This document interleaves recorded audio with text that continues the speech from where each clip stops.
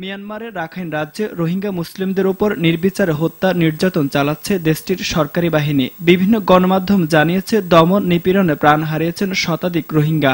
শত শত বাড়িঘরে ভাঙচুর, হামলা এবং আগুন দেওয়া হয়েছে।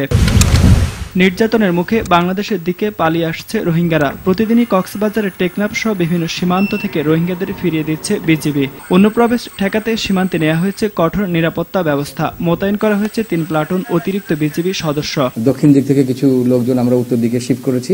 আমাদের যে 54 কিলোমিটার যে এলাকা আছে, অতিরিক্ত যে 3 প্লাটুন, এই 3 প্লাটুনকে আমরা সেখানে আমাদের নিয়োজিত করেছি। রোহিঙ্গাদের অনুপ্রবেশ ঠেকাতে বাড়তি নজরদারির কথা জানান জেলা প্রশাসকও। চাচ্ছি না যে ওই পারের কোনো অবাঞ্ছিত ঘটনা অথবা কোনো বিদ্রোহ আমাদের এই অঞ্চলে, বিশেষ করে আমাদের টেরিটরিতে এটার কোনো প্রভাব পড়ুক, সে বিষয় নিয়ে আমাদের আইনশৃঙ্খলা রক্ষাকারী বাহিনী নিয়মিত কাজ করে যাচ্ছে। টেকনাফ ও উখিয়ার 2টি শরণার্থী শিবিরে রোহিঙ্গা ইস্যুতে যেন উত্তেজনা সৃষ্টি না হয়, সেই বিষয় নিয়েও সতর্ক প্রশাসন।